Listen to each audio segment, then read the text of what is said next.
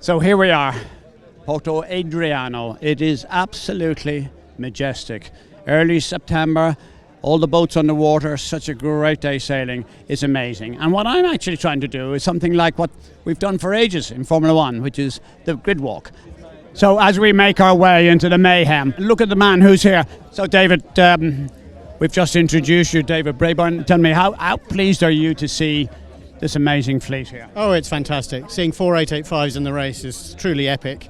Beautiful weather for it today as well. Thank you for your time. We're just going to puddle off and say hello to a couple of other people. Actually, I've got one of the designers, the creators, and the people often, when we see these lovely boats, we often spend enough time thinking about who are the people who designed it. Please excuse me, because I want to nab him. So Tom, the Humphrey family and the creators of not just the first boat I had was an Elan, and that was a Humphrey boat, and then of course then we came into Oyster, and Oyster is so special. Tom, tell us what it is you have up your sleeve for future Oyster fleets.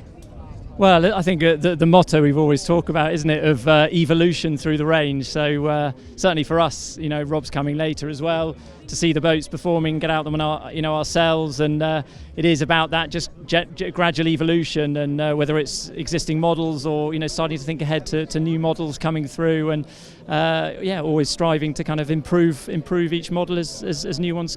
And everybody is talking about biofuels and different kind of engine systems. This must be a nightmare for you, because batteries and boats and seawater don't necessarily marry very well together. So there's obviously a complex situation going forward, but surely it must be part of your thought process. Oh, for sure. Yeah, it's always in our mind, and we're always discussing with Oyster as well, and always looking at possibilities of how, even if it's small steps initially with more, whether it's bigger battery banks, looking at peak shaving, or whether it's more solar coverage and things like that. So there's always lots to be, kind of think about and look to integrate, just to kind of do what we can to reduce emissions. Wonderful. How could you possibly not have that as part of your interview? Because it shows where Oyster are, where we're hoping to go. So well done to you, and thank you. Oyster wouldn't be the same without the Humphreys and the families and the creativity. I've known them a very long time, so thank you. Now we're getting into look at him with his posh Oyster top. Jamie is Jamie's going to tell you what he does himself, but I met Jamie many years ago. Great sailor. He's not sailing this year. Why aren't you sailing this year? I'm not sailing because we're pretty busy. I look after the brokerage for Oyster, and in Palma, and all 3 of our offices are really busy, and this is the season. It's September, it's boat show season, so we've got lots of clients turning up, coming to look at boats. Well, Oyster has traditionally always been, if you like, the Bentley, the Rolls Royce of the sailing fraternity. They last forever, and longevity, the quality of the workmanship has always been spectacular. Is that what bringing the people to visit you, or is it just people just like Oyster? Tell me, why is it that they come to you? Our brokerage range is, we've got boats that date back to 1998 for sale. So we cross every aspect. So any client with any budget can come and look at an Oyster and arguably buy one. And of course, you're based here in the Mecca of the sailing world. I mean, if you have a sailing boat with the wind, the ability to get repairs done, the ability to get servicing, Palma, Mallorca, pretty special place. It's a no-brainer. We've got 25 service team here. We look after the owners' boats for them. All the skill sets are here. All the manufacturers have their bases here. It breaks, you get it done here. There you go. You heard it from him. Come on, let's go down here, and we're going over here. Wendy, come on, tell me. We just interviewed your hubby. Can we talk about Oyster? You've got an 885. Yeah. You've had it a couple of years. Yeah. Many years ago, I think St. Catherine's Dock, 2012, the Brabournes came on a boat called Lush in St. Catherine's Dock, and some years later, they have the most beautiful 885 here in the regatta.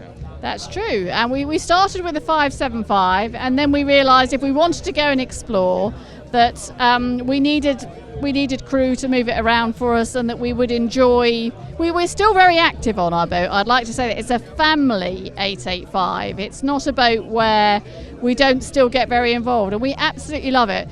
This year in the Caribbean we did the BVI. David and I also did the Grenadines. We had our friends and some family coming in and out. And I can tell you, I mean, one of the epic moments for us was when we were anchored off Necker Island, and I thought, well, let's go out to the reef that's just in front of it. And we had the most wonderful wild snorkeling experience. Fields and fields of elkhorn coral. I've never seen anything like, those are the sorts of things where an oyster can take you and you get to see the world in a very different way underwater. So for me, that was one of the highlights. And I get the opportunity of being able to speak to Wendy in the lovely surroundings of Porto Adriano, and hopefully we'll have a little beer or two later on. Swimming pool there, lots of good people here. So we're going to move on. Wendy, thank you for your time. So we're making our way slowly, if we can, and we have, incidentally, Richard Hadida, ladies and gentlemen. He's created this unbelievable, it's the most unbelievable atmosphere that you can get. The best boats in the world. Best boats on the water, certainly sailing boat wise, but you have this friendship and party atmosphere at the regatta here, which is an annual thing. We've moved to Porto Adriano this year, which has actually been a real success, don't you think? Absolutely, fantastic. Yeah, no, it's amazing, and that's just one part of it, because of course, what the boats do every year, every day, they go out and they sail and they have adventures, and so this is one part of a schedule. I just come back to something that happened a couple of weeks ago, because a friend of mine through Top Gear that I used to be a presenter on in a small way, a friend of mine, Jeremy Clarkson, and he took Richard's boat for the day, and the note that I got back, and when Richard got back, was amazing thanks for them, such a splendid day. But the most important thing was that everything was wind powered. It was natural and they enjoyed it so much. And I think it's lost on several people that what sailing does is such a new way of life. And that's the irony, is it's the oldest form of moving around the world, and it's going to be, and it's becoming, or has become, the future. Right? It's the only way. My boat, which used to be your boat, has now done 120,000 miles. She's done 18 transatlantics and a circumnavigation, and she still carries on, and without impacting the environment. That has to be the way to go, surely. Well, it's 12 years old and it looks absolutely brand new, but I have to say that you maintain it in an unbelievably high specification. So, Richard Hadida, we wish you every success. Before we go, and possibly more importantly, because we tried to see him earlier on, but he's latched to the phone because he's obviously doing a few deals here. But one of the biggest deals that he's done all day today was win this goddamn race, because he's made us all feel so inferior. He owns none other than the most magnificent boat on the fleet here, Babiana. It's the new GT 885, and we're going to get the owner who's going to tell us all about it, because Anthony Ward, ladies and gentlemen, he's the proud owner of Babiana, the winning yacht today. Tell us about it. Thanks, Eddie. Well, the whole concept of this boat was to be an Oyster comfort, but a Swan speed. And this is the first we've had the opportunity to see whether we've managed to achieve that. And we got some very good sailors on our boat, so that makes it probably look a little better than it really is. But for sure, we're very pleased with the way we seem to be going higher and faster, which after all is how you measure if a boat's any good. Steal back my microphone, because I love when these superstars grab the microphone. It's impossible to get it back from them. But what I was impressed with, you passed us at speed, and you didn't have a kite up, you didn't have the spinnaker, and we did. We got great value out of that. You were just traditionally, you were massively fast today.